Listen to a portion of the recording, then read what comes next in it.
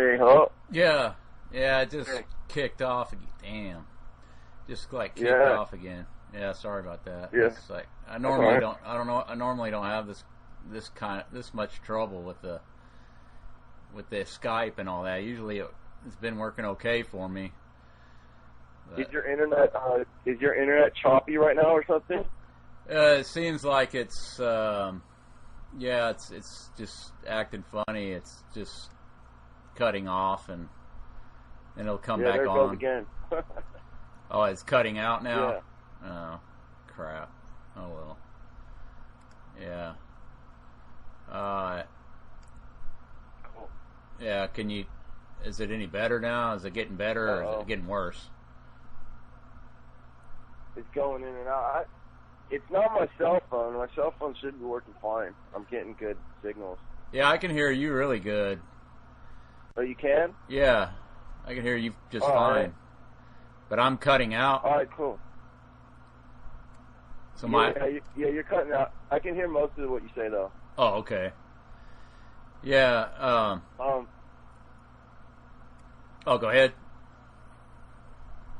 So when you're talking about internet bakery, you're also I'm assuming you're also referring to the no planes theory, huh? Yeah. I guess yeah. People call it no planes or what have you. You know. Just the thing with the no planes theory that I think is when I first came out with this thing about no nukes existing or whatever. Yeah. It was about I don't know how many years ago, like maybe 5 years ago or something.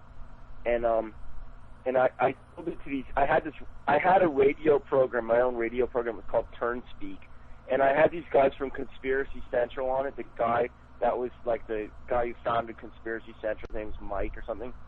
And I told them, I said like, what do you guys think maybe nuclear bombs might not exist, right? And they both give me all this, all this kind of crap about, of course they exist and all this stuff, right? Yeah. And then after that, some of the forum members on Conspiracy Central must have heard the interview, and they kind of contacted me and they said that no planes exist after 9/11, right? And I hadn't actually looked at that before. But then I was thinking, well, I mean, as far as I'm concerned, even if there weren't planes, it doesn't really matter because it was obviously what matters is the fact that it was a controlled demolition, you know, and the implications of that. So whether there was planes or not is kind of like a side issue as far as I'm concerned.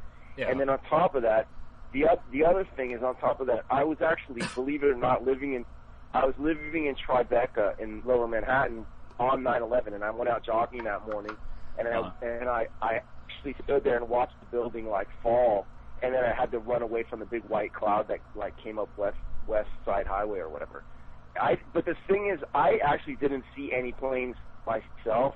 But I don't see that as any proof or even evidence that there weren't any, because honestly, I don't really care whether there were planes or not. You know. Right. Yeah. But one thing I did see, Chris, was when I went out running and I crossed the intersection of Church Street and Vesey. Oh no, Park Place and Church Street. There was I saw with my own eyes, and I think I might have even like kicked it with my foot.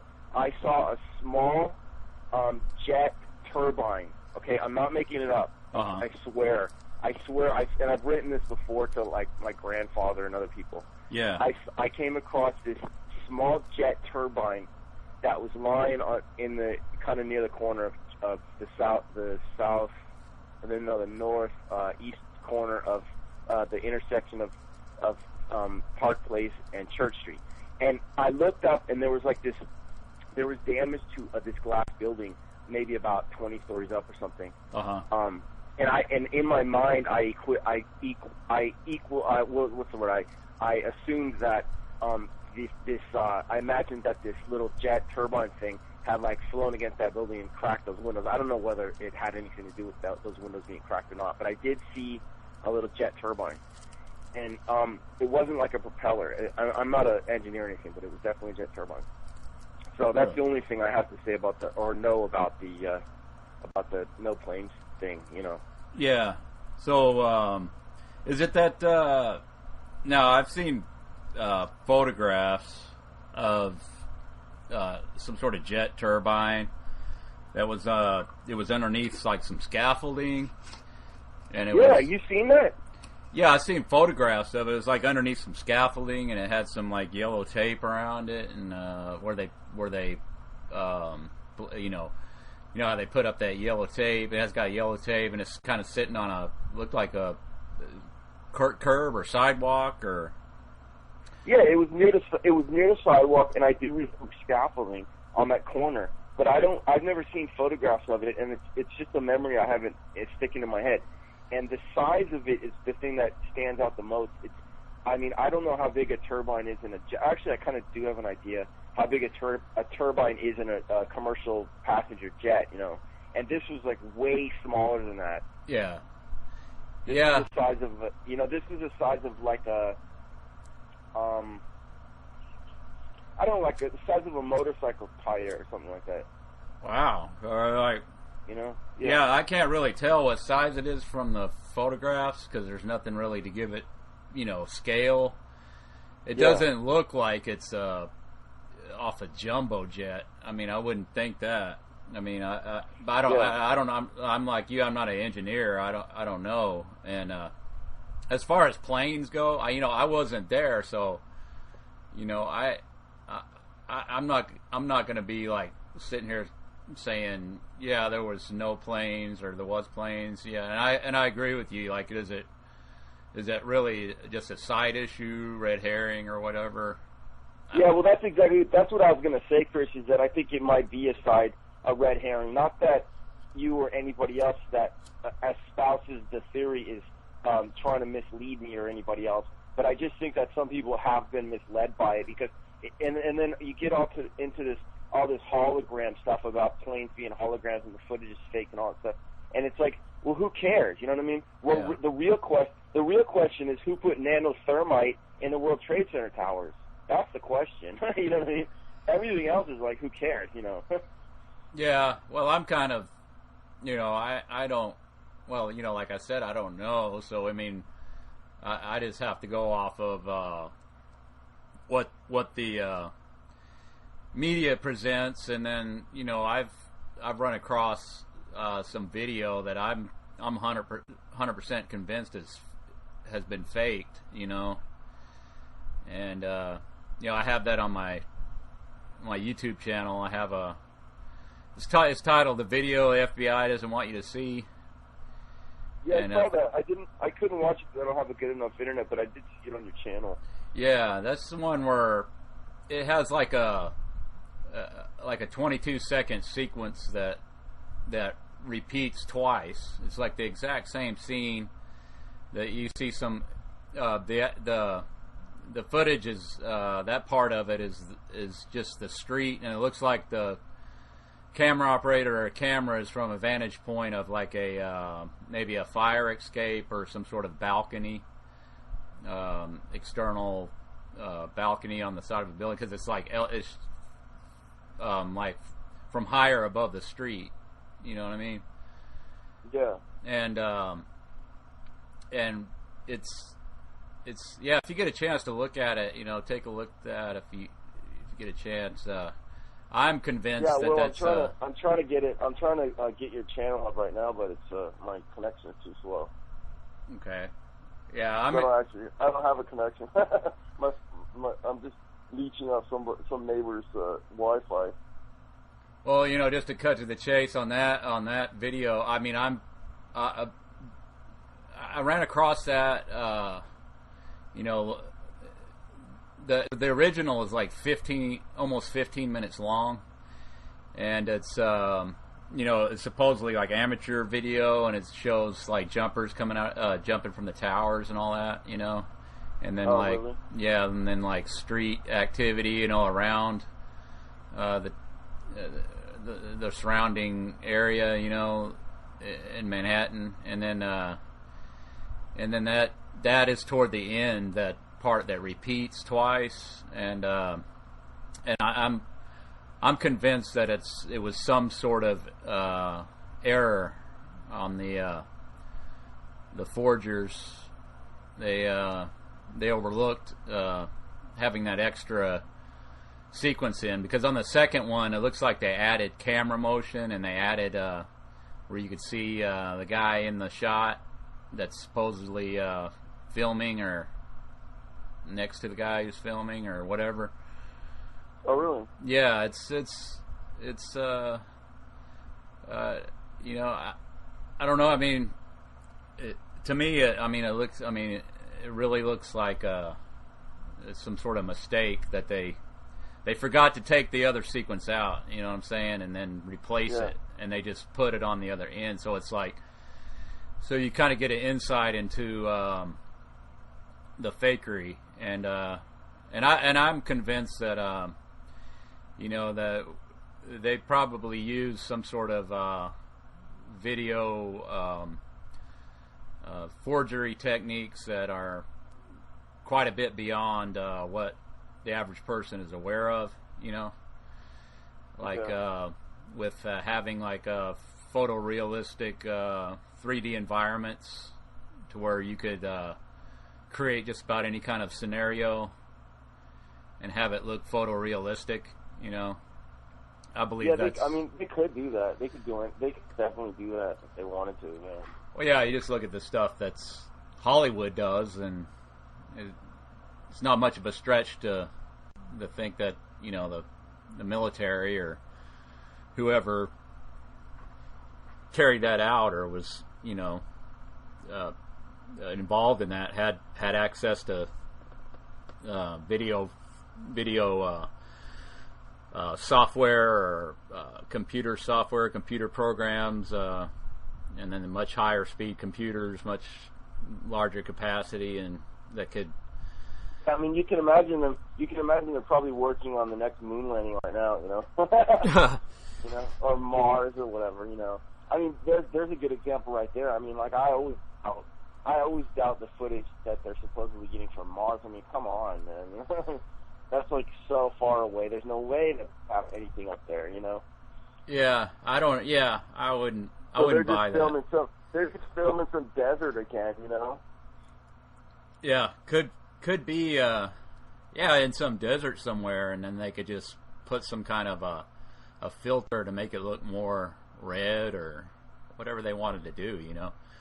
That's exactly. I mean, I'm sure they have. I'm sure they might have. I'm sure they have telescopes so they can get like decent resolutions of the surface of Mars or whatever. But as far as them having some kind of, supposedly they have some kind of vehicle on Mars or something, that's just total rubbish, you know. Yeah, probably. You know? But then again, it's like, how do you trust anything that comes out of the government or the media anymore, you know? Well, you don't. You can't. Don't trust nothing, you know. Like, I mean, like, it's like Obama, dude. When this Obama thing started, like, I remember when I first heard his name, I was like, dude, I couldn't even listen to the name. You know, I was like, that's such a stupid name. You know what I mean? I don't know whether that's racist or what. I don't know whether it's racist. I just heard the name and I was like, dude, that's the stupidest name. I couldn't stomach it. And then I'm realizing they actually are running this guy for president. And then this guy, they put him in the office, and he's obviously just. I mean, he's worse than a puppet. The guy's like a bad puppet. You know, he's a weak puppet. You know, and it's like, at least they could have put, if they want a black president, put Jesse Jackson in there. At least he's like tough and he's famous and he's kind of likable. You know what I mean? Yeah. But it's like this guy Obama. What is this? You know? And then he turns out he's not even American, and it's just like, geez, what are they doing? And then also he wasn't sworn into the office on Washington's Bible or something, or Lincoln's Bible that they've been swearing every president in on or something. Yeah. The guy's just so utterly illegitimate in every way that it curdles the stomach, you know. Yeah, I know. I'm the same way. I can't stand his name. That's why I can't tolerate listening to any kind of more mainstream talk radio or television or nothing like that. I can't handle it. I can't. It's just so contrived and phony, and you know, that's what we're talking about on the a lot of these talk show chats, is how it's like pro wrestling. You know, it's all scripted. It's all fake. You know, it's like, Yeah. you know, people. You know, I'm kind of at the point where it's like it's like asking if Hulk Hogan is, you know, a real wrestler and a real. It's not. You know, it's not real. It's not. It's. Yeah, well, I mean, you got Schwarzenegger in the governor's office in California. I mean, that's been a joke since day one, and everybody's known it. It's just a total joke. You know? Yeah, what the hell does he know about running a state or anything? He don't. Yeah, you know? Yeah, but then you got the precedent, which is Ronald Reagan. He was a freaking actor, you know. Yeah. And it's like, what is he doing being president? He should not be president. I mean, it might as well have been Bob Hope. I mean, Bob Hope would have been smarter than he is, you know. And it's like, so then you just, by extension, you see that it's just like all fake. And, yeah. And then Congress is 100% bought out, you know, 1,000% bought out or threatened into coercion. Or coerced is the word, I guess. Yeah. Well, I mean, they have open bribery, campaign donations, lobbyists, and all that crap. I mean, I don't. Yeah. I think based on just that one thing alone, it's totally illegitimate. It's all just show for the people, you know. And then you know, they come out and admit they don't read the bills that they pass. I mean, yeah. Yeah, it's all of it's just. See what they figured this out a while back, that if they give the average person the illusion, and it's just an illusion that they have some sort of input into the process, you know, the system, that they can vote or they can complain to their congressman or write a letter, and then they get these form letters back and all this horse pucky, man. It's like then it's like it just keeps people pretty much almost contented just to go along with it. They think they have a say or a part. Yeah, but it's hype. Yeah. It's rule by hype, you know, and it's kind of an animal mechanism, because we're not the only animals to do it, you know. I mean, if you look at peacocks or other birds or whatever else, or, you know, gorillas with their large stature and stuff like that. Yeah. Most animals seem to do that, and if since that is the case, I don't see that it's necessarily wrong, to be honest, because it's like these guys are the ones that figured it out, and and then you have these like societies or these subcultures within the greater society that have developed themselves into being elite, you know. Yeah. With people like the Kennedys and people like the Bushes or whoever else, or the royal family or whatever. But they've done it by trickery. They've outsmarted everybody else. But the thing is, where does it end? Because it seems like it's utterly corrupt, and that's the question. Is like, is utter corruption justifiable? And they would say yes. You know, like the motto of the royal family of England is shame on him who thinks badly of it. You know, It's like shame on anybody who thinks badly of our cunning. Is basically what that means, you know. And maybe they're right, you know. Maybe we're the weak ones, you know. maybe the masses are deserving of their plight, you know. Yeah. Well, I mean, the one thing that kind of would back me away from that is the fact that we're born into it. So we're just children, and we grow up. I mean, and then we're just indoctrinated from birth, you know. And then they do stuff to you at birth, you know. I mean, you're from the day you're born, you got war waged against you, you know. You're getting vaccinated, you're getting mishandled in the hospitals, you're getting then you get, if you make it past that, you're going into government brainwashing camps, and yeah, big time. School is awful. Yeah, so it's like I see it's highly unfairly skewed against the average person. I'll put it that way. I mean, it's like, yeah, it is. But but if you look at it, it has been for at least the past 2,000 years. I mean, the Roman Empire never actually fell; it just became Catholicism. Yeah. So, and that lasted until basically 50, 60 years ago, right? With Vatican II, So yeah, it's always been done. It's just that now, instead of the Catholic Empire ruling us, it's the Judeo-Masonic Empire taking over from it. Because it fought against it and basically won by subterfuge. Yeah. So you're kind of the position that the Vatican power base is sort of fading, and the secret society Masonic end of it is kind of coming to the fore, or yeah, that's why it's not so secret anymore, because it's like there's only really been one battle on a worldwide scale for the past 2,000 years, and it's been between the Roman Catholic Empire, right? As in Rome, and then against its only real formidable enemies, which can be seen as having had their visible start with the Templars in the 13th century or whatever, or 14th, and then morphing into the Freemasons, and then again kind of morphing into the Zionists.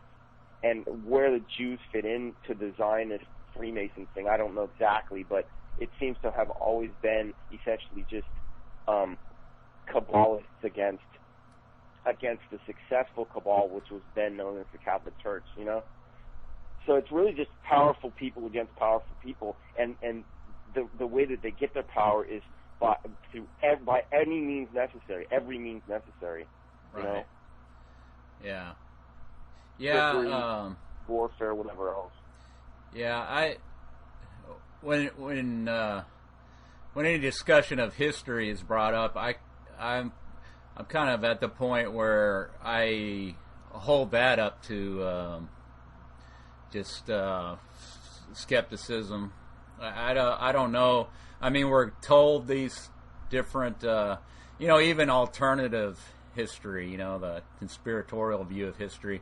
I mean, if we really think about it, how much of that is actually skewed, distorted, a lot of stuff put out to misdirect, and to confuse people and keep people debating about,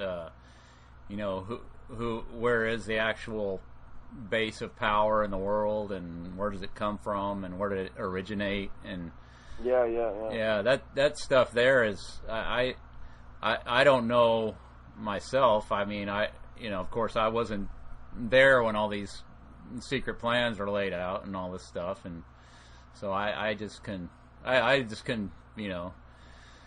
take stuff here and there, off the internet, out of books and all that. Maybe a good way for us to look at it is that power is where you make it, Yeah. And that we can have just as much power as any other entity just by trying to have that power or be that power, I think that's true too. I don't think it begins to sound abstract or religious or whatever, but I think it probably is true, and I think that's probably the root of magic itself. Just conjuring power for yourself or for others or things or whatever you want to conjure it for. Well, I mean, that's what they do. That might be what they do, Chris. That might be the root of. That might be the reason why we consider them to be overly concerned with hocus pocus. Like Kabbalah and witchcraft and what's called Satanism and all that kind of stuff. Yeah, it's different forms of a lot of aspects of it have to do with mind control, and a lot of it too. These are like fear based. Keeping people, with these Illuminati or the rulers, whoever they are, whatever you want to call them, that they keep this sort of air of mystery about them, and that we don't know the true identities of a lot of the real power people that call the shots, and they keep it that way, I believe, on purpose, to just keep this cloak of mystery around them, and that lends to their power. But if it were known who these people were, and that their deeds and their machinations were like exposed and put out into the light, where people can observe and know, their power would just diminish so rapidly at that point. And I think a lot of what's out on the internet and this alternative conspiracy stuff is designed to bolster that the sense that these people are just absolutely powerful, and there's not much that can be done to stop them. And, you think that's the point? You think that's the real point of Alex Jones? I think you just hit it. If Alex Jones is illegitimate as opposed to legitimate, if he's illegitimate in his motives or his efforts, then that seems like that would be it. It's just to create hype that the New World Order is more powerful than the people. Yeah. I believe that's his angle. That and he does a lot of fear mongering, and a lot of he'll really highlight official abuses like police beating people up and that sort of thing. Which I'm sure that goes on, but what does that serve to do? That it's to put fear in people and put this idea that if you speak out, if you stand up, you're going to get beat down with a nightstick, or tased, or whatever. It's just like that. That makes sense. That makes sense. That would be in conjunction with the actual jackbooting of the police. Turning the police into a monster in order to intimidate the masses into subservience or whatever, Yeah, and I've like 1984. Yeah, and then the cops that I've come in contact with, they're not that way. They're they're human beings. They're you can reason with them. Normally, that's been my experience, and that's really all I can go by. Is okay. What have I seen? What have I experienced? What have I, if I'm in doubt about something, like the Libya demonstrations, I've been trying real hard to get in contact with just an average person that hopefully speaks English, and then I can ask them what's your take on this stuff that's going on? Because I can't trust the media. I can't trust the stuff I'm being told. You know what I mean? I don't. They may have video, but hell, video is easily forged nowadays. So, and they're doing it. I have enough all I need is one example, and then I know that okay, this is it can be done. It is being done. So that to me, I just watched your video, by the way, right now. Were you able to get it? Okay, cool. What it looks like he's done is just put an artificial camera motion on it, and that's pretty easy to do in Final Cut Pro or whatever. Yeah, and I've had people say that to me, well, how do we know? How do I know that you didn't do it, Chris? And I'm like, well, if you look at it closely. On the second sequence, you'll see a pretty noticeable perspective changes. Like a camera moving through three-dimensional space, and you know, like the air conditioner on the side of the building that's in the sort of close to where they're filming there, you could see this perspective change, which is not possible with Final Cut Pro or any software like that. It could be if he because there's obviously some sort of video manipulation going on there. It could be if he had if the original shot that you see as still were zoomed in on, right? Were already zoomed in on, cropped, in other words. If the original shot were cropped, and then he put an artificial motion on the camera movement on the shot, on the scene, or whatever, on the clip, then it would need to start panning around, moving, wobbling all over the place. Then you might end up seeing stuff that had been outside of the original cropping.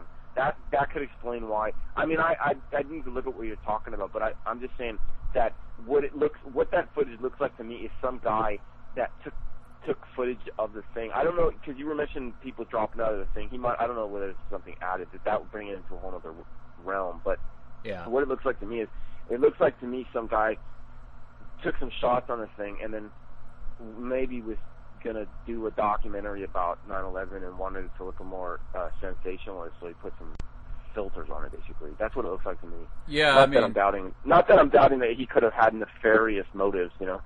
No, I mean, I understand what you're saying about that. Yeah, because that could definitely, you know, like the first sequence is cropped, and then the second one is just showing the stuff that was in the original raw video that was outside the frame in the first sequence. But the thing is, though, if it's just a re-editing of the same scene, you know, where camera motion is added in and whatnot, you wouldn't be able to see a three-dimensional perspective change. Yeah, you're right. You know what I mean? So unless you're using something, what I propose is, you know, I don't know if you've heard of the term machinima. No. And machinima is like, well, it's being done now with like these different three-dimensional computer games that like are on the PlayStation, and you know, like I've seen one like the game Halo. You familiar with that? Some of these games that are out. Not really, no. Yeah. Well, there's these, you know, some of the games that's out, like on the PlayStation, is where you can hook up to your television and all that. It's you know, you're playing and you're in this realistic three-dimensional environment. I actually worked on a what's called a first-person shooter type game that's sort of like the game Doom that came out, and this was like years ago, and it's pretty cheesy, but I got some insight into how you know that you know, you build this 3D environment and you put textures on it and so on, and once you have that 3D environment, whether it be a city, take a city for example, I mean, you could create what would appear to be, you know, a movie or footage or whatever, and then you could stage your characters, which are called avatars, you know, and have them, or have different people control them, or have them run on a computer algorithm or whatever. And you could change perspectives, you know, like you see in this video, and I believe that's what they used. They used something along that lines, where, you know, they could coordinate, you know, all this different so-called amateur video, and for instance, like get the plane trajectories correct and everything, because they're using the same basic source, which is but the basic source is not Manhattan on September 11th, in the morning of September 11th, 2001. The source for the video is a virtual reality three-dimensional simulation of Manhattan. Yeah.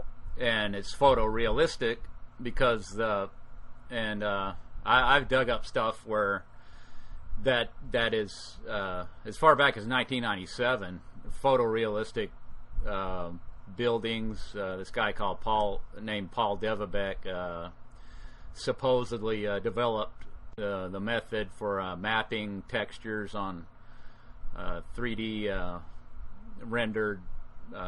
He did for his PhD thesis in Berkeley. He did a flyover of the Berkeley campus, and it looks. If nobody told you, I mean, I couldn't tell. I couldn't tell that it wasn't real, but it was completely CGI, and that was 1997. Hey, what I was going to ask you is, hey, do you want to? Because we haven't actually mentioned Nuke Lies at all in the nuclear bomb possibility that's fake. Hey, do you want to do a show or something at some point, or are you recording right now? I'm actually recording right now. You want to talk about Nuke Lies? Oh yeah. I really want to talk about that. Because I haven't actually talked to anybody in any kind of audio program about it, and it would be good to talk to you about it. So yeah. What was your thing on it? When was the first time you saw it? It's been a couple of months ago, fairly recently. Back when I started going on this talk show chats with this guy named Marcus Allen and Aaron Berg and so the other guy goes by the name of Cave Monk Dave. Oh yeah. And you know who Cave Monk Dave is? I don't, but I listen to some of the programs right now. Yeah. I heard some of the voices. Yeah.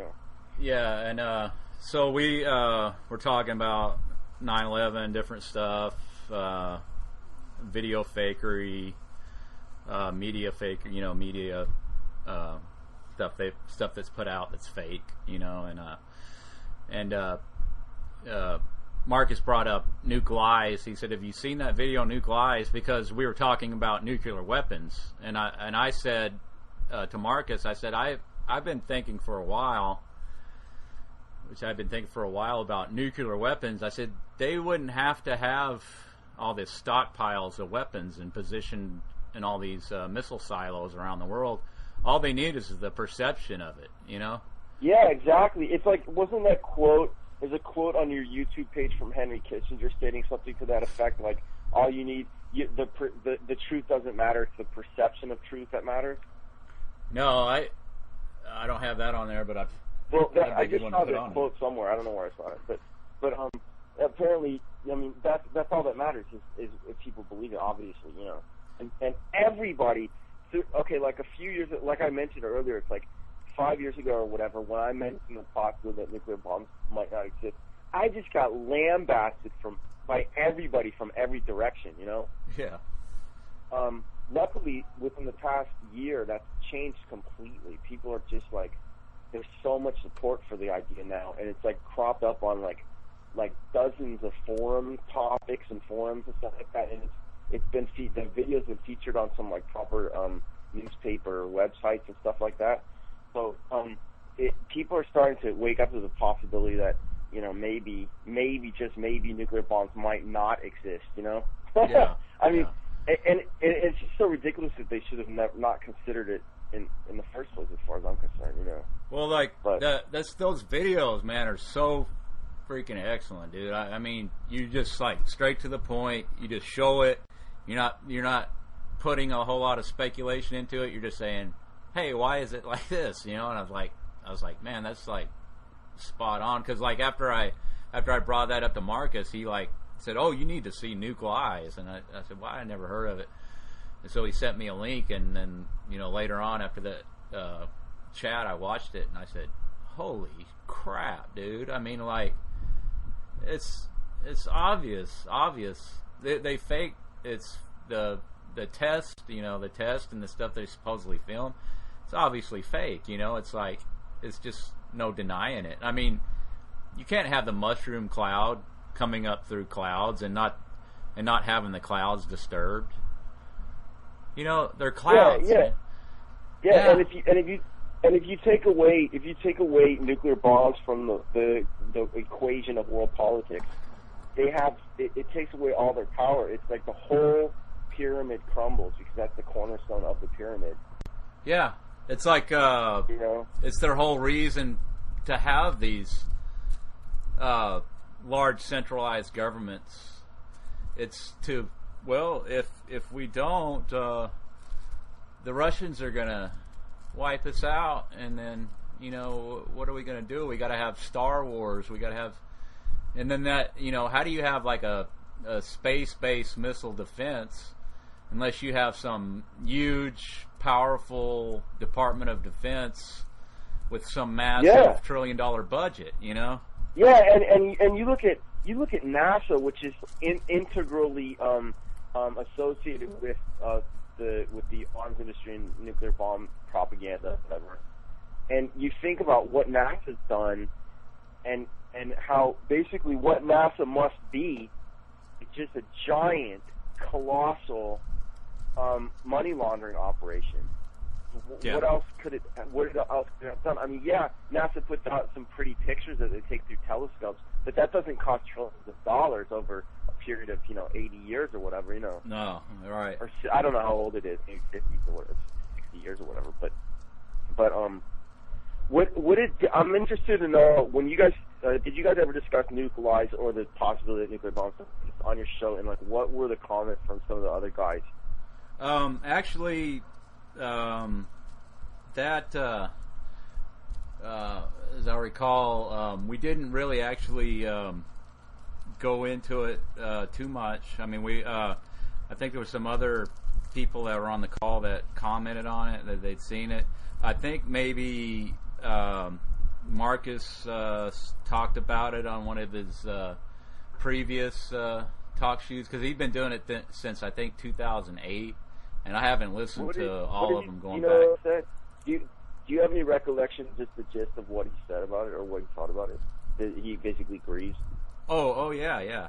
He's like he's like totally with all the he just how fake a lot of this stuff is, and and a lot of what the government comes out with, and we talk about this a lot, is just the fear mongering. It's the fear mongering. It's just this perception that like, oh, we're gonna get hit any day with some biological weapon or totally, or and they're not even calling them nukes anymore, are they? They're kind of phasing that out. It's like Apple Computer upgrading its computers or something. It's like they start calling things different names. You know what I mean? And another thing is the fact that you're mentioning that you talked to these 3 or 4 other guys on your show, and that you've all seen it. Because there have been people contacting me saying that YouTube's keeping the numbers down on it. Oh yeah. And I think that, I mean, I'm not trying to toot my own horn. I'm really actually interested to know whether that's a possibility, and I have seen some evidence of it. Because like the numbers will just jump like all of a sudden, and then they'll be be stale for a while. And you can think that those are just natural cycles and stuff like that, but it doesn't always seem that natural. And I've had people contact me saying that the view count should be in the millions and stuff like that. And I guess it obviously doesn't matter. But what does matter is that, what if this idea that nuclear bombs might not exist is actually getting out there? What kind of effect would that have on the public? I mean, would it have a big effect on them?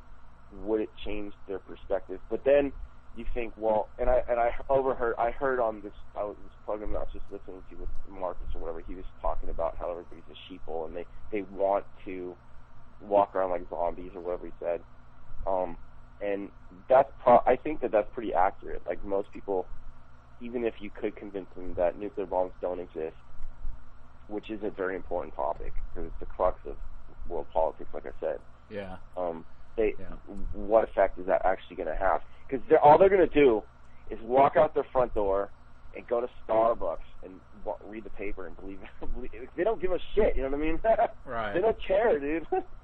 So, I guess it doesn't really matter. You can tell people the truth all day. I don't know whether it really does anything. Not to sound too nihilist or negative, but yeah, I don't know. That's why I don't care whether there's 1 million views or 10,000 views or whatever there are. You're probably correct on the view count, because I've seen the same thing. I actually on that one video that I posted up, the FBI doesn't want you to see video, and I titled it. I titled that because it's known in marketing as the takeaway strategy. They say you're not supposed to have this, and it makes people want to look at it. Because I know it works on me. And that's the reason why I used it, because I found myself clicking on videos that said, "This is a video you're not supposed to see," So I always click on it. Yeah, and that's a good idea. Yeah. Yeah, and that's got more hits or views than any other video I've ever posted. I haven't posted that many, but it's got last time I checked, 8,000 views, and I on that particular video, after I posted it, I noticed, man, it's taking off, because I was getting within a couple of weeks, I think I had 400 views, and I said, man, it's incredible. It's but then one day I was looking at it, and it was I think it was 470 or something. I don't remember exactly, and then I was checking it. I was watching it real close, the view counts, and then I checked it a couple hours later, and it was down to 400. It had gone down? You're kidding? Yeah, it had gone down. So what was it up at? Well, it was up at what? It had gone down by about 70 views. And then, but, it was still, after that, it kept climbing back up. It's at 8,000 right now, but it's been up there a while, and it seems like it's just kind of stagnating. It's just kind of. Well, I guess it's not that weird, because all you got to do is imagine some guy sitting in a computer, and all they have to do is type a number. It's like the gold price. People are just now starting to, GATA and James Turk and all those guys, Chris Powell at GATA, Gold, whatever it is. Those guys are starting to talk about how the price of gold is being manipulated and stuff. And I've been saying that for years. It's all they got to do is type in numbers. I mean, why wouldn't they manipulate it? You know what I mean? Oh, sure. You don't know who. I mean, supposedly some guy in Evelyn Rothschild in the city of London or somebody's doing it. Sitting doing the computers, but they can name any price they want. Gold's $13.60 today. It's $13.28 tomorrow. They do whatever they want. Of course, it's manipulated. And then they talk about how you're supposed to, in order to manipulate the market, the silver and gold price, that you're supposed to. They have to do naked short selling and doing all these business transactions. But you don't have to do that even. All you got to do is type the numbers into a computer, and voila, the gold price is set. Yeah. So. Yeah, it could be all. It could be all. Yeah, it could be all automated. They just. It's all run on computers, and computer. It's only good as the program you're running, and then that's absolutely malleable. I mean, you could put any kind of algorithm you want, and have it respond in an automated fashion to whatever conditions or inputs that it receives.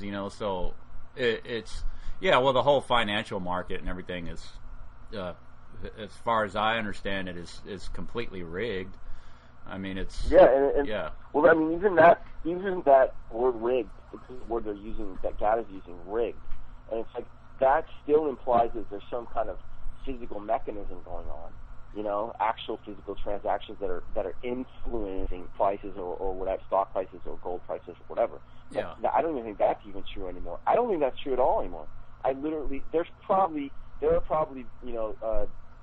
groups of people sitting behind computers being told what numbers to put into the computers, and then, like you said, they can set up automatic algorithmic changes, fluctuations so that it looks like there's an actual market. But I doubt there is. Why wouldn't they automate? Why wouldn't they completely 100% monopolize it if they can? And obviously they can, because everything's computerized nowadays. everything's automatable nowadays. Yeah, and I've heard, as far as gold, I don't believe that gold is actually we're told it's a precious metal, that it's limited to supply. If that was the case, I don't think people would have access to stuff like gold jewelry and pendants and crap. It's probably alchemy has been around for a while, or maybe they could even create gold through some sort of a chemical process, or it wouldn't surprise me. I don't have any proof or anything that would back me up on that, but you never know. You don't know, and we just go off what we're told. I know that diamonds aren't precious. They're they can manufacture those now. Yeah, and then plus too, I mean, there's so much of it in the ground. They say, from what I understand, there's beaches on the coast of Africa where diamonds wash up on the beach, like really good quality diamonds, and they have armed guards. Somebody told me that the other day. That I think that's true. Like there are parts of the coast or the land or something in South Africa that are sectioned off, and you get shot or whatever if you walk on there because it's filled with diamonds or whatever. Yeah, I think you're right. You could walk along the beach and pick up probably a few $1 million worth of diamonds in an afternoon or something. Yeah. Hey, you know what I was going to ask you is just the guy Marcus Allen, his show, he had Henry Macau on it. I guess. Not very long ago. Well, I had contacted Henry Macau with the nuclear bomb, the Nuke Lies thing, right when I first did it, like 3 years ago or whatever. Yeah. And he totally gave me he blew it off. He totally just instantaneously, just said, no way, that's impossible, blah blah blah. That they do exist, and basically I'm ignorant for even postulating the possibility. And I'm thinking, this is a guy who supposedly created the game Scruples. This is a guy who thinks that he's the smartest guy on the planet, and then he's being snooty to me about Nuke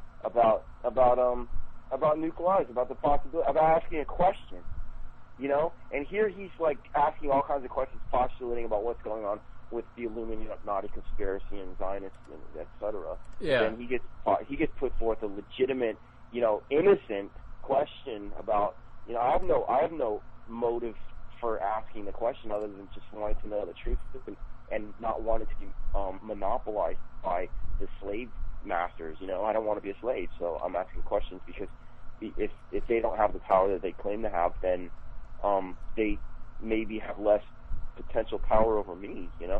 That's my only motive. But listen, I emailed that to a number of famous conspiracy people, internet conspiracy theorist people, and Adrian Salbucci. You know who that is? No, that's not even familiar to me. I don't know. He's a cool guy. He was on Alex Jones' show once, but then he mentioned Zionists, so Alex Jones wouldn't have him back on. And then he's been on Daryl Bradford Smith, I Am the Witness program a number of times.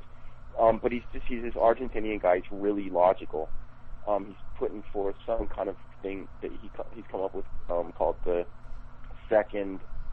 I can't remember the second government or something that he's putting out. And he's a really intelligent guy. He came back at me with an email saying that he'd actually knew somebody in the military, and a high-ranking Argentinian official who had told him that he knew nuclear bombs. He'd known for a long time that nuclear bombs didn't exist. Oh yeah. So he gave me a good response. Yeah, but then I also sent it to Daryl Bradford Smith from IamTheWitness.com. You heard of him, right? No. Yeah, I've heard of I Am the Witness. He's the anti-Zionist guy. He's the main, head of the anti-Zionist movement, if you want to put it that way. And he was a little bit more polite, but he still told me they definitely exist. Nuclear bombs definitely exist. Yeah. So. Yeah, which I don't know. Which the whole, as far as nukes go, and in the political arena in the modern day, it's kind of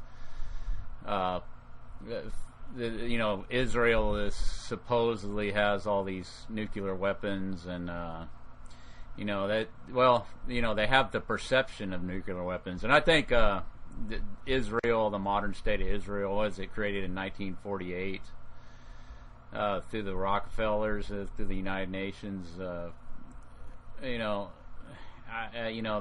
whole thing. The perception of Israel having all those nukes, I think it's it's all part of the program to to go into and subdue the Middle East. As far as a lot of that stuff goes too, I'm like doubting that there is any such a thing as an independent government that's a holdout from the so-called New World Order. I don't even know if I buy into all that too. What do you mean? You mean you're saying that you think that even the Israeli government is like not independent? No, I don't think there's. Here's what I think, Jesse, and I don't know if this makes sense to you, but this situation that we're in with we're already in a world government. We already have, from what I understand, there's this international association of mayors, so that it's a globalist organization, and your mayors in every town in the United States is a member of this international association of mayors. So and I see this Agenda 21 being implemented with bike trails and that sort of thing, and from what I understand, it's going on, simultaneously all over the country, and they're following the dictates of this Agenda 21 and this globalist. And from what I understand too, even your building codes and all that are dictated from the United Nations. And what is the United Nations? From what I understand, it was basically the land to build the United Nations building there around your neck of the woods up there. It's a Rockefeller, yeah. That's all Rockefeller. It's Rockefeller. Oh yeah, it definitely was Rockefeller. Yeah. Yeah, and they're a front for, from what I understand, the Rothschilds, Rothschild family was set up by the Oppenheimers. Yeah, and, I've heard all that, and it does make sense. I don't have any reason to believe otherwise. But yeah, that's I think this it's when we talk about world government, I believe that it's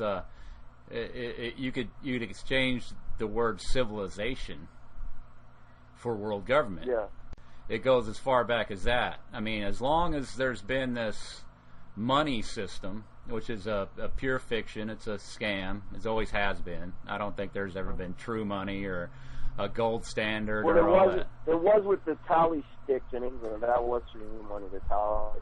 Yeah, the tally stick where they got the wood and that as far as if you wanted to have a real accounting or something that was kind of approaching reality, I think a tally stick would probably be the way to go. But I mean, that was probably too. I mean, from my perspective, that was probably also a manipulated situation there. I mean, I think it's just this idea, this concept that you could have a centralized banking, or either it may fall under the preview of a government or whatever that's managing this thing called money. I mean, you got yourself a scam. Period. Yeah, well, what you were talking about world government, I think there's a colossal attempt to form a world government, but I don't think that it's I don't think it's all encompassing. In other words, I don't think they've actually succeeded yet, and I doubt they ever can succeed, because in order to succeed, they would actually have to control every single aspect of life on this planet, and that's impossible. They can't. They'd have to control. They'd have to license to breathe. Every breath would have to have a tax in order for them to actually gain complete control. So I think there's always going to be pockets of sovereignty. And I'm one of them. I hope. I intend to remain one of them as well. But I believe as far as nations go, even Middle Eastern countries, all that, we're all, and we're getting more and more so every day, interdependency. It's this thing called global trade, where all these countries, I don't know of any exception, they import a large quantity of their goods and raw materials and from other countries, and they have bigger. I was just watching this thing last night about the Panama Canal, and they were talking about how the Panama Canal either has to expand or it's going to be obsolete because the ships are so much larger than they were. So it's like they keep. One thing that's been a constant is this international trade. So you take any country that's wants to be, let's say, a holdout, and they're not playing ball. Well, I mean, it's who's in control of international finance and international trade, or the same people that's in control of international trade is in control of international finance. The question is not interdependence; it's monopoly. It's healthy to have a trade with each other. The question is how does that trade become monopolized and therefore made unfair? And that's the only real question that should ever be asked: is what is there a monopoly in a given situation? Yeah. And the fact is that the United States has been monopolized. Europe they've attempted to monopolize it, and now they're attempting to monopolize everything, and that's what you're talking about. I think when you talk about the globalism, the success of globalism so far, but like for example, Hollywood was a monopoly for the latter half of the 20th century, most of the 20th century, where they dominated. There were no independent filmmakers that could really succeed making a living and or distribution, mass distribution, without playing Hollywood's game or being part of Hollywood. And like for example, as a side note, George Lucas and Francis Ford Coppola, they founded their own little competition to Hollywood American Zoetrope Pictures in San Francisco in the 70s. And that's what American Graffiti and Star Wars were born out of. And they actually succeeded in making a competition against Hollywood. So Hollywood's a good example of a monopoly, But now Hollywood's breaking down because of the internet, because everybody's downloading movies all over the world. They're downloading the movies instead of paying for them, which is really good because Hollywood became such a stranglehold on cult that it killed culture. And that's what happens with any monopoly, is that it kills culture, not just an artistic monopoly like Hollywood is, but money monopoly kills culture, in various ways, by prohibiting us from eating or prohibiting us from living because we can't afford in the places we live in. So it's really monopoly that's monopoly's the real enemy, Yeah, the only place I would disagree on that is Hollywood's sort of stranglehold on culture creation. Well, I mean, at this point in time, they've already set the so-called standard on films and the way they, what is a good film, what's not a good film, how are films, the subject matter, and the different genres of film are established. That culture is already an established, and it's become a world culture through films, music, and that sort of thing, and that's already been a sort of standard has been set to where it's mainly become a degenerative force. It's a degrading, dehumanizing force. That's what I was going to say, Chris. Is that that whole thing that you're talking about, these predetermined genres in film and consequently in culture, that's all obviously because become very decadent, and it's obviously decaying in front of our eyes with the low quality noise that passes as music nowadays. Yeah. And it sounds like an old fuddy-duddy, but the stuff that they're playing on the radio is just not music anymore. It's just a bunch of computerized noise, basically, and it's warlike and hateful, basically, and ugly. Yeah. And then movies have also. What's happened with Hollywood movies is like they just don't have any. They don't pack any punch anymore. It's like they don't.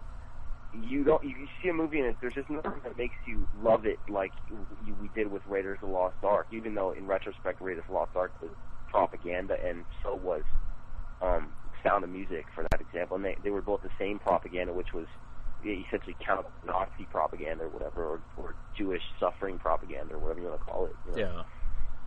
But mainly that's all falling apart now. You know. Yeah, it's mainly though. I mean, from what I see from Hollywood and the culture, it's a sort of a feedback system. It just reinforces this culture that is this. It springs out of this entity known as America, United States.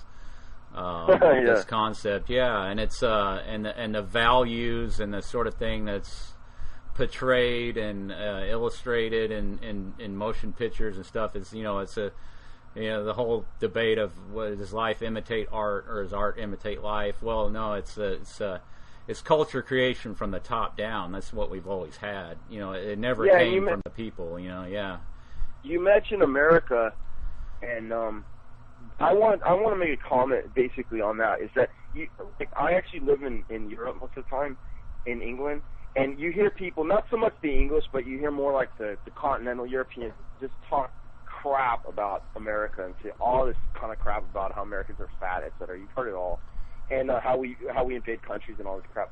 But the thing is that that's not America. That's like this bloated corpse of America that they're parading around as a marionette, with strings on it, saying, "Oh, this is Uncle Sam," but Uncle Sam's been dead, man, for a long time. That's not America. America's the only thing that America is now is just a bunch of remnants, basically a collective group of remnants like you and me who we are Americans, and that's good. And I'm proud to be an American, but it has to be recognized that America's just like I don't even really know if it exists anymore. I don't want to be too negative. Maybe it does exist, and maybe it will rise up again right now. But right now it's ashes as far as I'm concerned. If a phoenix rises, great, But right now I can't stand being, called or called for being an American,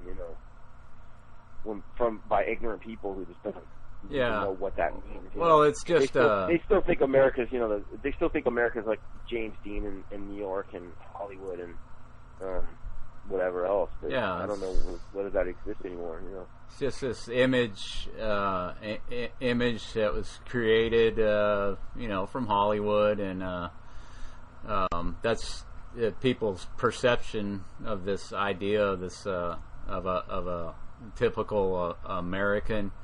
That's mainly what they have. They have whatever their media feeds them, whatever they can access through whatever channels they have to get this perception of what America is or what it's all about. It's supposed to be this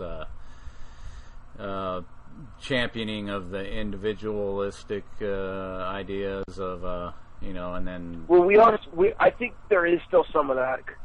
Guys like me and you, we are like going against the grain by even thinking differently, But what I was going to say is, like, you're in Oklahoma, I'm in New York City. I mean, like, Oklahoma, I would say, is like a bit more American than New York City. I mean, some people would get mad at me saying that, but New York City is really like a different country. It's like its own little country, and it's like so hyper multiculturalized that it can't really be identified as entirely American unless you subscribe to the notion that America is destined to be the melting pot, which is a whole other argument in itself, which I don't really necessarily have a stance on. But you're in what we consider to be like proper America by being in Oklahoma, I'm assuming. And my question for you is like, what is people's identity right now as to whether they're being an American, what being an American is, and like, are they American? Is America still America? Yeah, I think that it's a well, I really don't believe in this. I don't believe there really are countries or nations. I don't believe there really ever has been, because it's a false concept. It's something that's it's only for the proletariat or the average person. This idea of nationalism, or that we're sort of all a part of this one unified group of people that's identified as Americans or America. You know, we have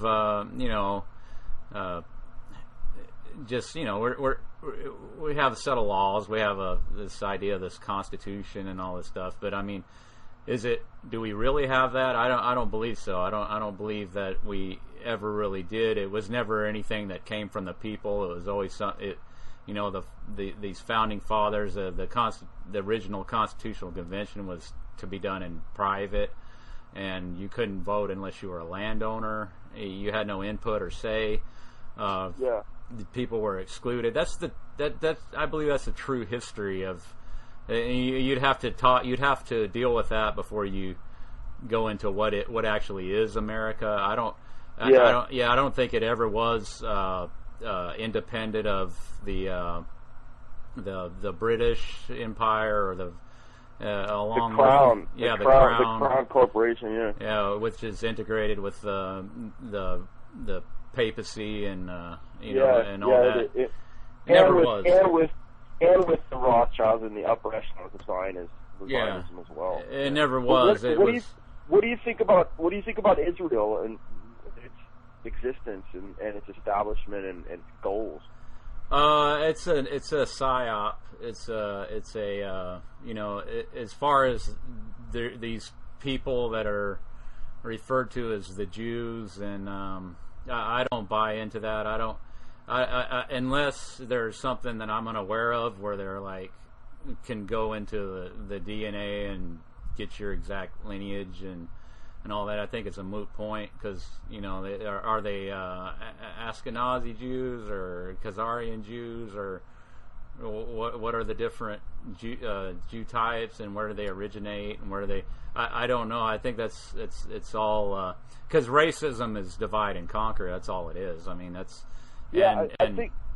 Yeah, that's, and they never did truly care about. I don't think races or really bloodlines. I don't anything that's separate from the ruling power's own bloodlines. I think they take concern with it there on their. But as far as this state of Israel or whatever, it's a psyop. It's coordinated with the evangelical sentiment in the United States. It's to manipulate. It's to get people to go along with some different actions on the political stage that wouldn't exist if it wasn't for those concepts. Well, no, that's the real question: is what is the goal of Zionism? That's the real question, and because it does seem to be the point, the spearhead of Masonry, Freemasonry, and the New World Order, and all these things seem to be focusing on some kind of focus having to do with Israel. Obviously, it might have to do with the reestablishment of the Temple of Solomon, and stuff like that. But the thing is, when it comes to Jews and Zionism and stuff like that, I actually believe pretty much every conspiracy theory I've ever heard about Jews and Zionism. It's just that I don't necessarily think that Jews and Zionists are wrong. That's the thing nobody ever puts forth on internet conspiracy radio shows and stuff like that, and alternative news, whatever you want to call it. Is like, if all this stuff is happening, and supposedly it's the Jews, and it's the Rockefellers, the Rothschilds, et cetera, et cetera, et cetera. It's Theodore Herzl and the Protocols of Zion and stuff like that, which I don't care whether they're correct. They're bogus or forged or whatever, because they obviously are spelling out what someone has an intent of doing, and it probably is design. It's, you know, but even if all that is true, Chris, are they wrong? That's the question.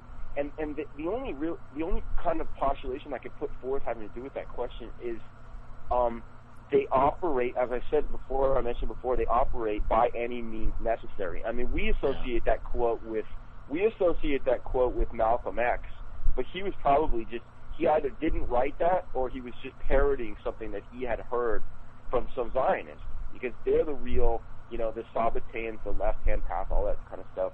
Yeah. They're the real revolutionaries, right? They're the real rebels, and they're the real ones who are actually living the philosophy of by any means necessary. But the real big question that nobody ever asks for on conspiracy theories, on conspiracy shows, is, are they wrong or could they be right? Because the only thing that could really answer that question is answering what is their goal.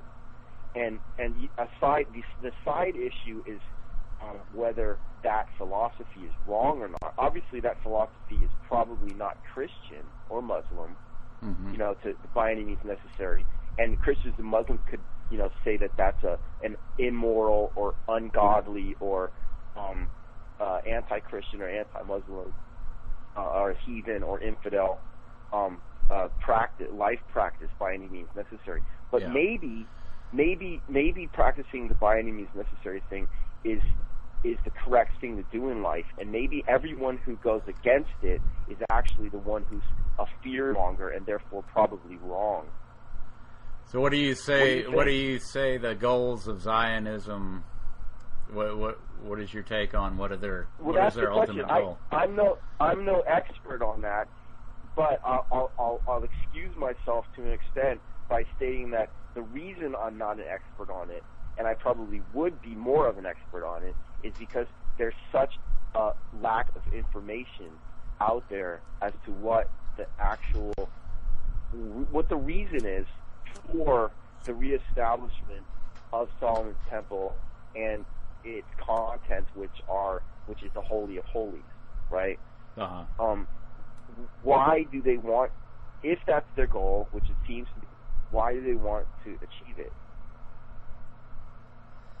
I mean, what do you believe their goal is? Just the reestablishment of Solomon's Temple and have that as the seat of world power or something to that effect? Well, yeah, I mean that's it. But why do they want power? That's the question. Yeah, I mean if you say they want a new Solomon to rise up, they want what the Christians would call an Antichrist, or the Muslims would call it the Dajjal or whatever. If they want that to rise up to power, for what purpose? You know, there's still the question to ask. That's not the end. You know, just because he's up to and that's a question that most Zionists themselves wouldn't either want to answer or have even asked themselves or contemplated themselves. In fact, I spent time in a place called Glastonbury in England, and it's like the center of New Age culture in England. And there's a lot of hippies and weirdos and stuff like that, and it's pretty cool.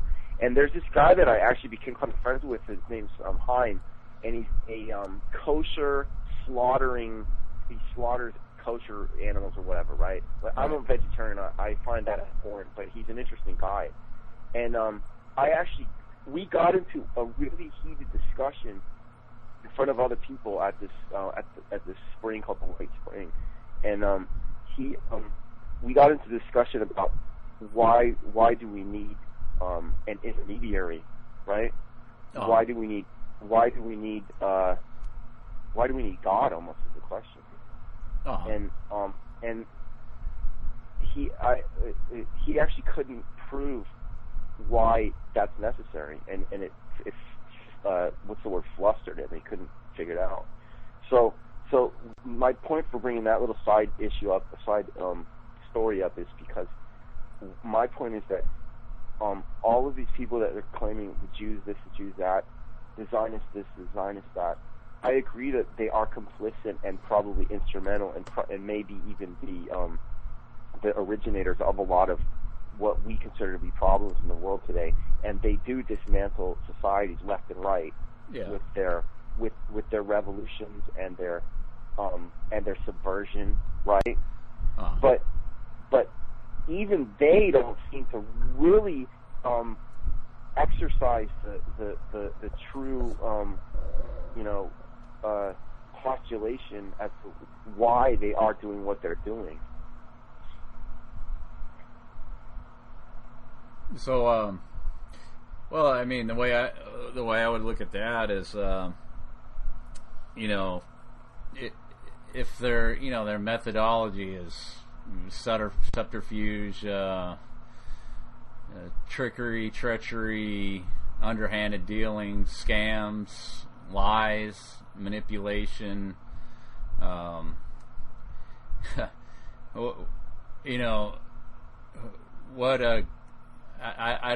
don't see how anything good will come out of that. I don't. So, I mean, like they say, through by any means necessary.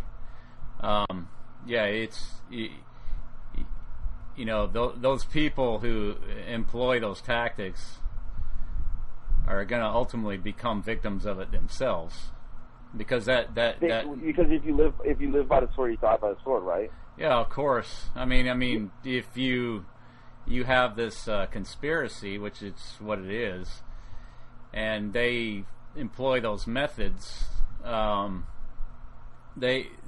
are going to eventually, at some point, once they get done feeding on the masses, they'll feed on one another, because that's the ultimate outcome.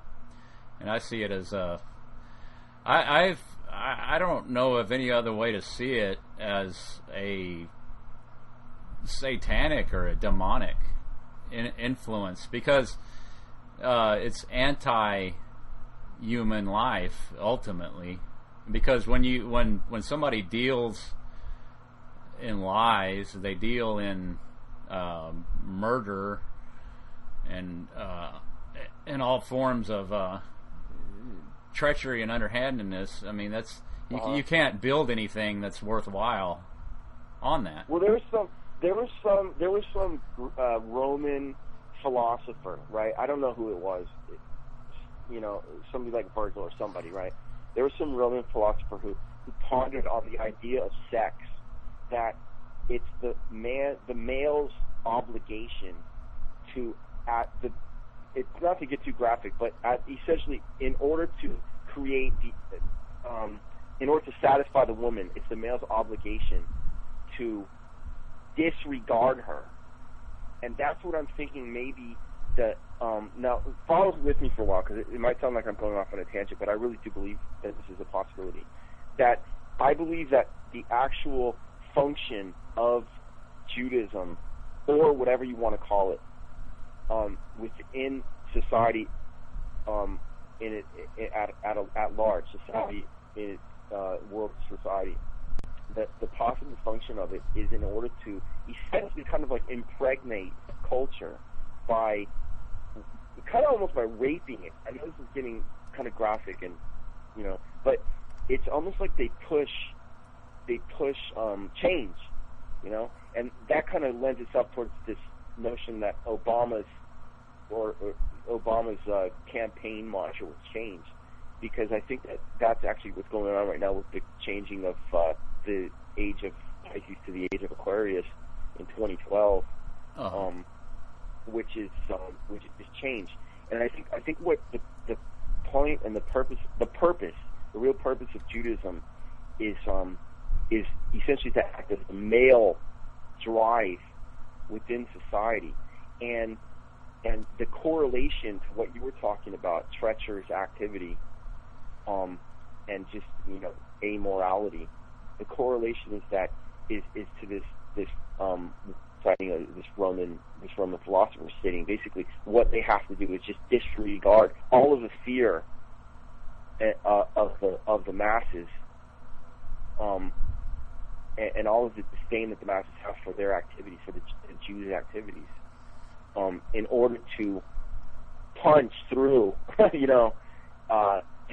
and force force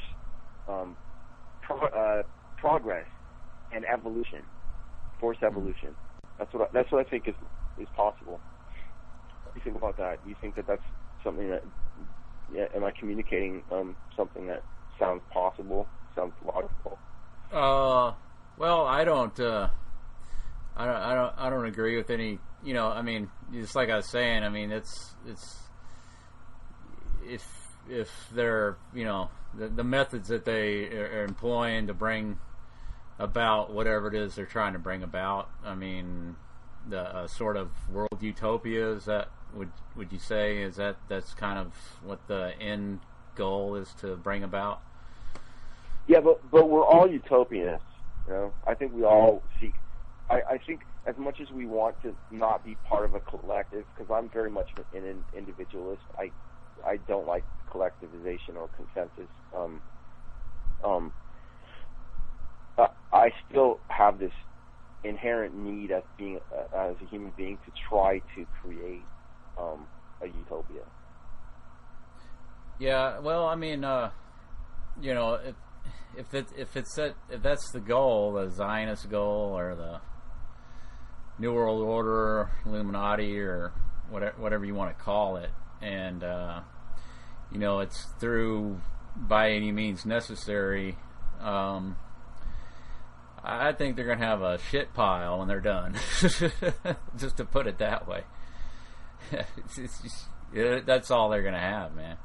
You know, if that's what they're going to end up with, because, you know, like I was saying, when they're done with whatever they're doing, you know, are they going to change their spots, you know, and leopard change its spots and all we got to do is look at history to see an example of exactly what you're talking about. Like, all we have to do is look at the Catholic Church and the establishment of the Catholic Church and look at when it peaked, and what its formation looked like at its pinnacle, to see what they want to create. Because the word Catholic means universal, so essentially the Catholic Church was a successful globalization, right?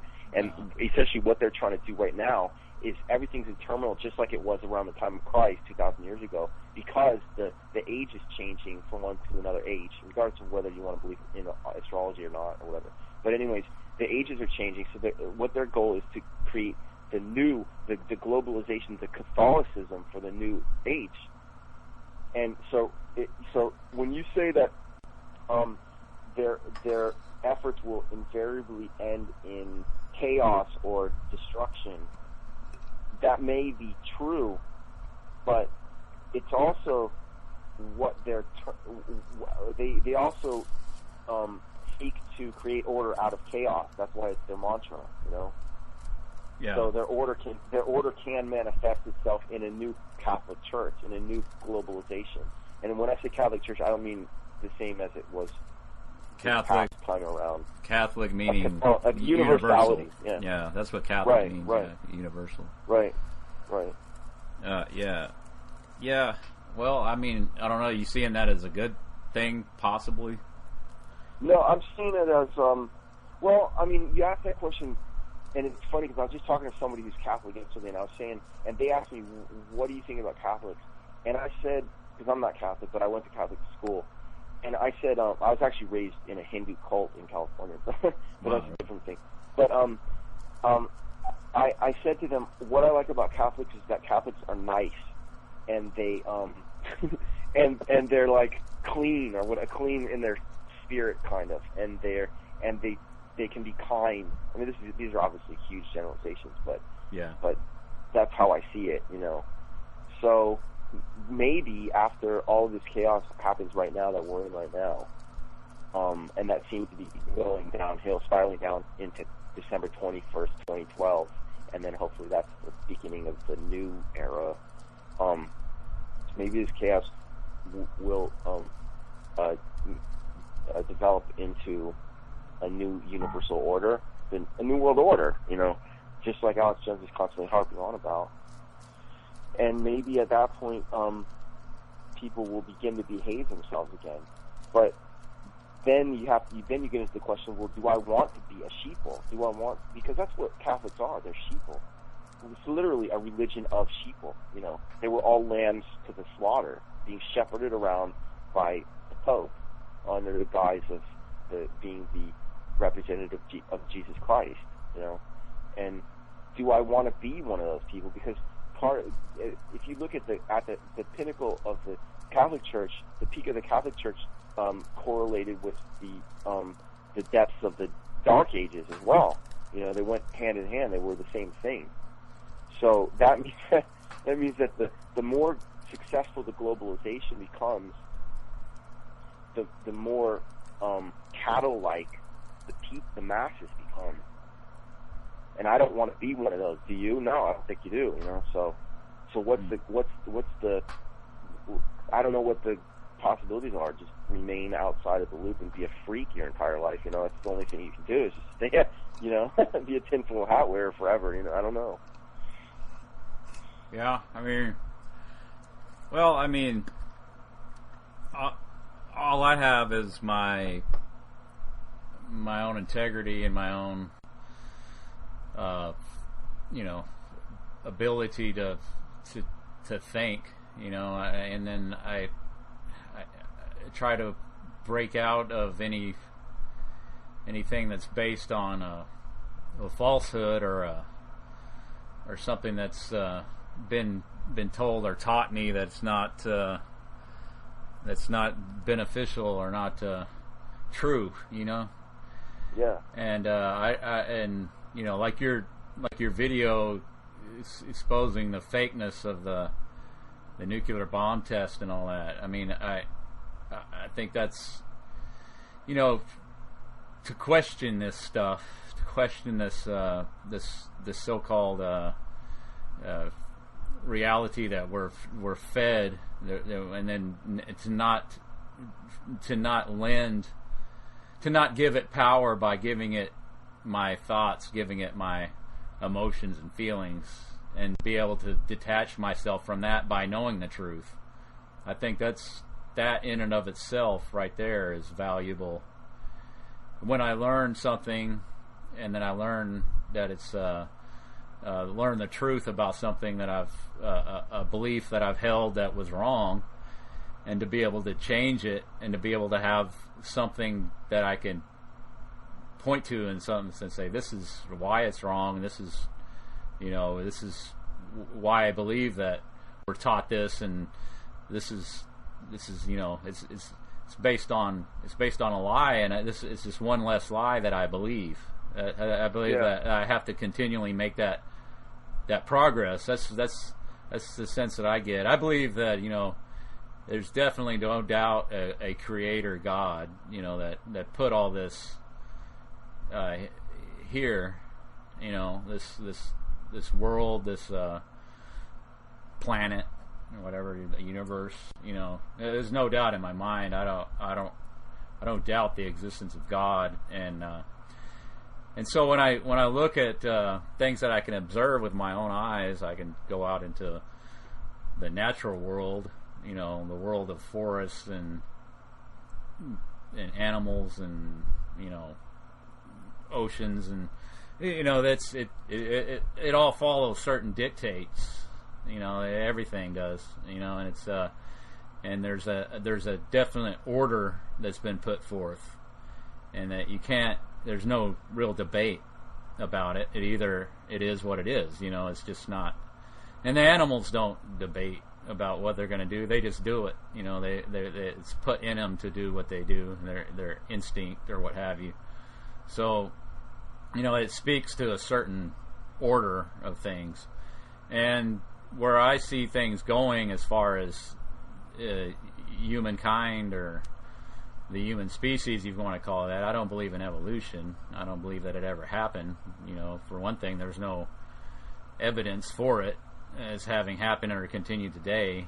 And I don't know, that's another topic. But, you know, it's the human being is in a direction that's regressing. It's going backwards. It's going away from the true, the real the family unit, the hierarchy of the family, and I see these influences like the culture and the media and the news and the politics and that sort of thing as a destructive force that is main function, and I believe that's the main function of the military, is to dismantle the family, which is the underpinning of any kind of a society, is the family or the extended family and the tribe, you know. And that goes back to what was here on this continent before the so-called civilization arrived. You know, you had the what was known as we would call the Native Americans, the original occupants that were at least the original occupants when Amerigo Vespucci or Columbus or whoever it was that so-called discovered America, and kind of look at the way they lived. And well, I don't think that we are we may be in dire straits right now as just generally people, but I don't think that we're going downhill. I think that if anything, we're being provoked, greatly provoked by all of the information that we've learned in the past 10 years on the internet. Yeah. And that is like a you know, 1,000,000 trillion seeds that are going to go into something new, you know. And I think that will eventually challenge. I think the monopoly itself is already showing signs of weakening. And when I say the monopoly, say the monopoly, I mean this just giant, like, you know, General Motors, central banks, Rothschilds, Rockefeller scam that's taken over the planet during the 20th century. I think that's already showing weakness, and it's going topple. It's already toppling. In fact, like I mentioned, General Motors. I mean, General Motors was a behemoth in the mid-20th century. It was the biggest company in the world, wasn't it? And now it's bankrupt. It's now essentially defunct. So things do. Even these giants, the bigger they are, the harder they fall. Even these giants can fail too, and there's so much light being shown on the Rockefellers that they can't continue to play the same games that they've been playing. You know, whether they'll adapt and re-monopolize things, who knows? I hope they don't. But, or they are. But I have faith in others. I have hope. I have hope that the signs that I'm seeing are signs of potential freedom for us. You know. Well, I think it's what's important for us as human beings to do. You know, we can go into, you know, what is power, what is the nature of power, what is government, what is the conspiratorial view of history, what is it actually in reality, what is it, you know. Well, I mean, I think it comes you can simply boil it down to, as an individual, as a human being, as what do we really need?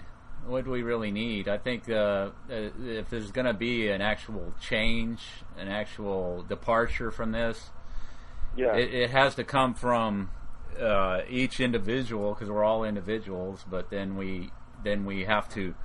We're also social creatures, and we have to. We can't exist alone in a vacuum. You know, we can't. You know, a baby born and has no human contact will die.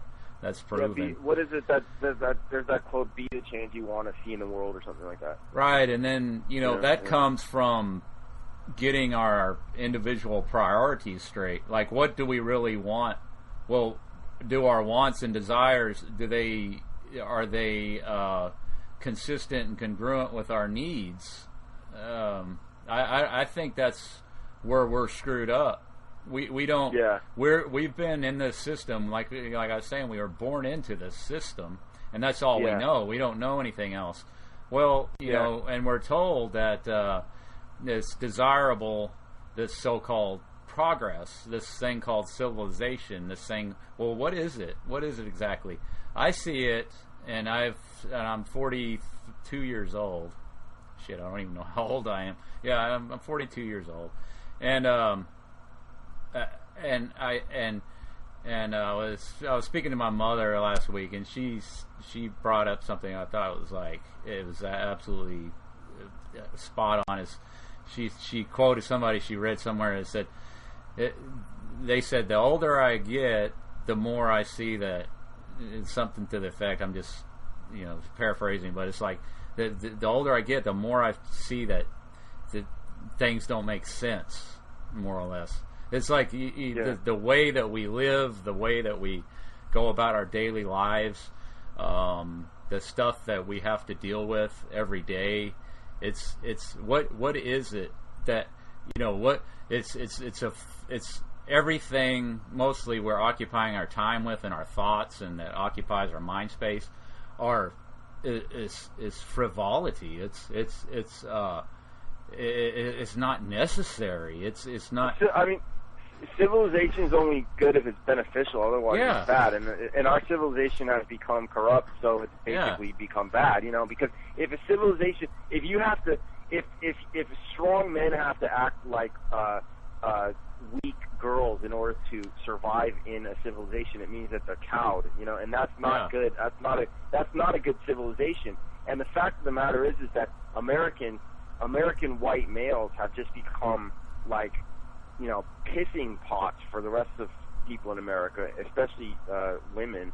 Yeah. Because we have become too comfortable because we got too rich, and now we've become dependent gimps, like drug addicts. We're like drug addicts. We're like junkies on this facade of a society that we think is still beneficial for us. Yeah. But the fact is that American civilization has become malignant, and it needs to be redesigned. And in order to be redesigned, it probably has to be destroyed first.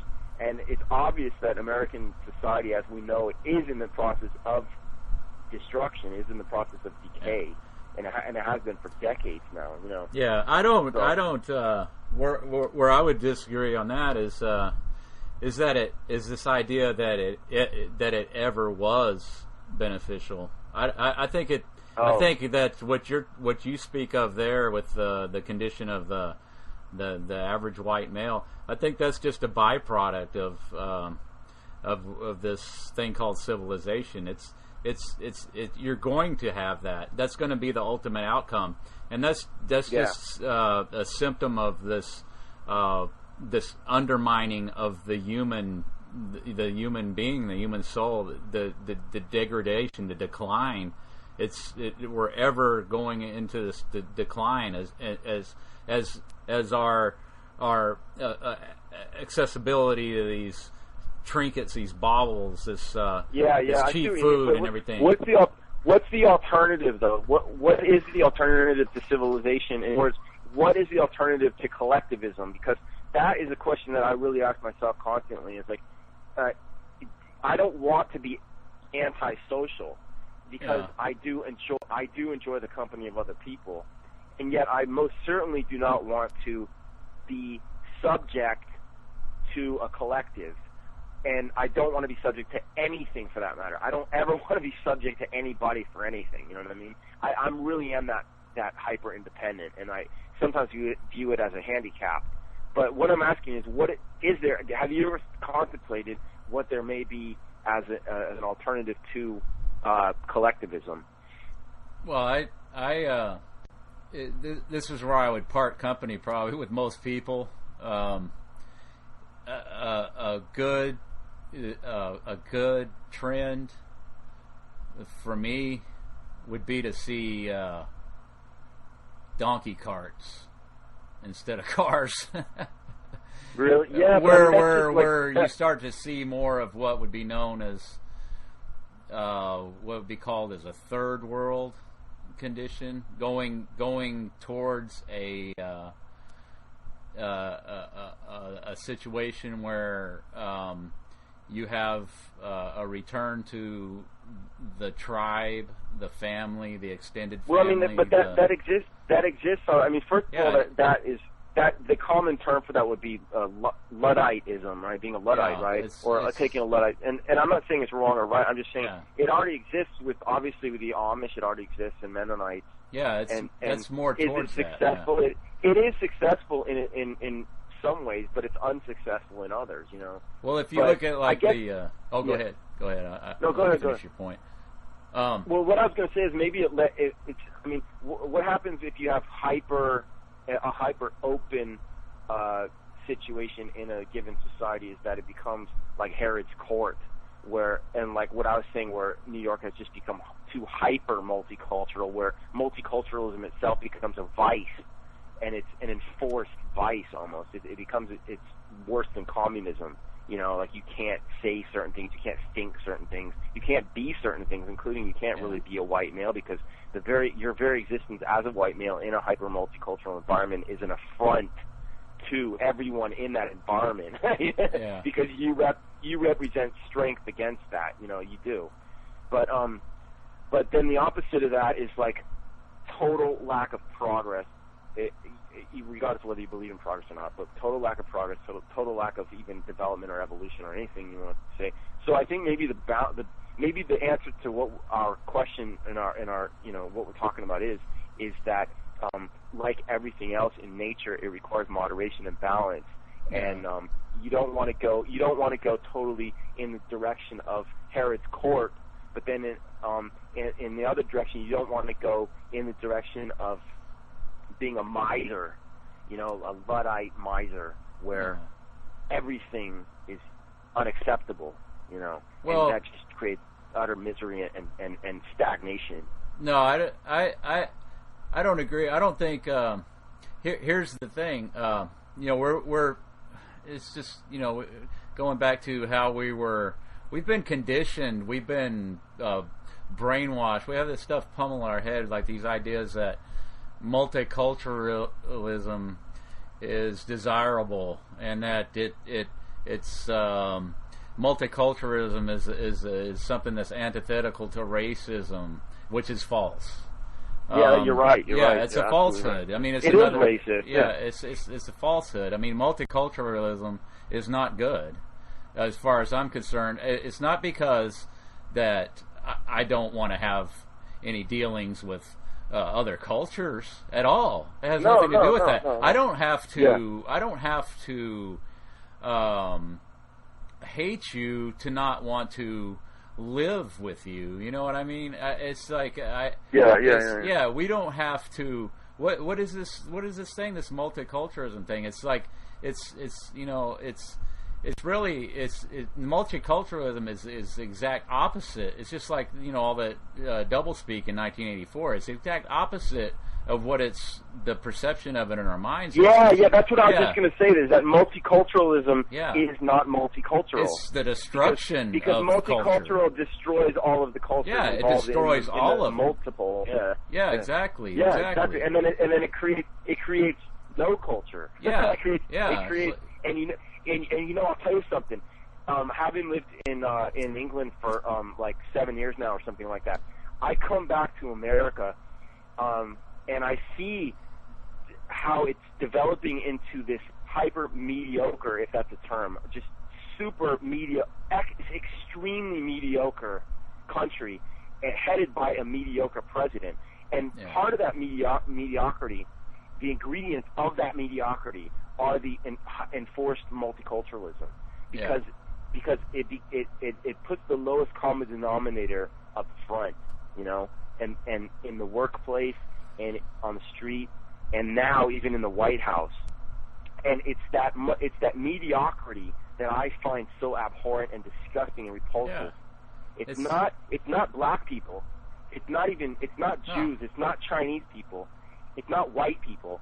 It's that mediocrity that inevitably occurs when you mix all of those people together and force them to capitulate. Yeah, well, what happened to the Africans that were brought under here and put under slavery? They were taken away from their culture, their way of life, their independence, which they had through the knowledge that they had accumulated generations of generations, and knowing how to hunt their own food, knowing how to sustain themselves in what we would think of as a harsh, hostile environments, which that's a relative term in and of itself. But then, they were taken out and brought into this completely foreign, not just geographically, but a foreign environment of the way things are done, the way things are, the way people conduct themselves, and the money system too. I mean, and they had to adapt and assimilate, and they made good slaves because to run away would mean to be able to sustain and assimilate rapidly into something that you're totally unfamiliar with, and that's why the slave owners had power over them, because they had their independence, their culture, their identity taken away, and they're still suffering to this day from that. And so are the Native Americans, and so are other cultures and races and stuff that are being disintegrated in this thing called multiculturalism, and this idea of this. And now white people have joined the ranks of the suffering, essentially, in that equation. Yeah, but then they bring slaves over to work these. Let's say for instance a cotton field, where this agriculturally you take a plot of land and you grow cotton or whatever, and you turn it into this commodity, and then in this system, that's everything is a commodity, and then you have to have a form of mass production, and that's called the more efficient and more better, we call that progress. And then it's not progress. That's what I'm trying to drive home, is this is not progress. We've been told it's progress, but then nobody ever says, well, progressing towards what? I'm looking up. I'll tell you what it's progressing towards, because I think you're right about that. Is that I'm looking out the window right now of my apartment in New York, and all I see are piles of bricks. Giant, ugly brick buildings. The environment is utterly oppressive. Yeah. And then everybody walks around the street saying they love New York, and if you say anything about New York, you're like a heathen or something. If you say you don't love New York, Yeah. It's like this is the result of progress. I mean, nowhere you can't cite anywhere on the planet that's more of a success when it comes to the supposed benefits of the age of the industrial age of progress. Yeah. So you're right there, but at the same time, I think that we still have to push forward, and I think there is a forward direction, and I think that forward direction is fearlessness and bravery and imagination and love, and so I think we just have to keep going forward. I don't really think there is necessarily an answer, although I, of course, would like there to be an answer. But what I was going to say is, if anybody's listening to this, they want to know, they want to see the video, I'm going to plug the video. It's Nuke Lies. All you got to do is type in to a search engine, Nuke Lies, and my name's Jesse Waugh, and you can watch the video, and I hope that people will watch it and wake up to the possibility that nuclear bombs might not exist and atomic bombs might not exist. And again, it's called Nuke Lies, and my name's Jesse Waugh. So I'm just hoping that that'll get some people to see it. And I'd like to thank you, Chris, too. I actually gotta get going. Okay. But I'd like to thanks for calling me up, and I'm really glad to be able to talk to you about it. All right. Yeah, and I'll put if somebody clicks on I'm going to upload this to my TalkChew page, and if they click on the little eye icon, I'll have a link to your videos there, and I'll put that in there. And okay, great. Yeah, it's I guess this is February 25th, 2011. That's when I'm doing this call here, and I appreciate you coming on, speaking with me, Jesse, on this. And it's very good videos, very good points that you brought up here, and I think a lot of people would definitely get something out of it. Be able to think critically and kind of at least entertain this possibility that nuclear bombs don't exist, and the nature of this false reality that we're fed and, you know, kind of. Yeah, that's what it's all about. You hit it on the head. It's critical thinking. Yeah. That's what matters. Put everything out on the table. I don't care how deeply ingrained it is, and just right. hold it up to scrutiny. And what's wrong with that? There's nothing wrong with that. Yeah, nothing can be sacrosanct, you know, except maybe God Himself. We'll let God be sacrosanct, but everything else needs to be questioned, you know. Yeah. Yeah. So that's good. All right. So well, let me know. I mean, if you want to talk again, I'd love to. And if you don't mind, send me a link or whatever to where the show's going to be, so I can see, so I can listen to it and everything. Okay, I will do. All right. All right. Thanks so much, Jesse. And you have a good one. All right. Thanks, Chris. Okay. Have a good day. Bye. Goodbye.